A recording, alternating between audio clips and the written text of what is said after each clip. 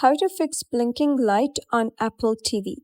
Hello guys and welcome back to the channel. In this video, I'm going to tell you several ways to fix a blinking light on your Apple TV. So let's get started. So a blinking status LED usually means something isn't communicating correctly, but there are a few methods you can try to get everything working again. First is move the remote away from the TV. Believe it or not, the Apple TV remote can sometimes glitch and cause the light to blink non-stop. Try taking the remote into another room or placing it far away from the TV for a few minutes. After that, bring it back and see if the blinking stops. Another way is performing a cold restart. If moving the remote doesn't help, attempt a hard reboot.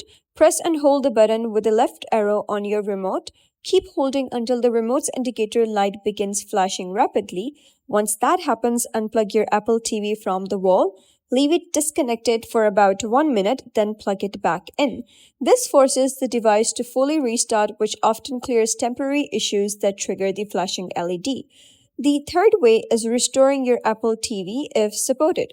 If the problem continues, restoring the device might be necessary. However, keep in mind Apple TV 4K models cannot be restored manually. For those, you'll need to contact Apple support for a service. If you have an older model that can be restored, disconnect the HDMI cable from the Apple TV. Plug in a USB-C or micro USB cable depending on your model to the port on the back. Connect the other end to your Mac or PC. For third generation Apple TVs, plug in the power cord as well. Open Finder on Mac OS or iTunes on Windows. Select your Apple TV from the sidebar or from the device icon.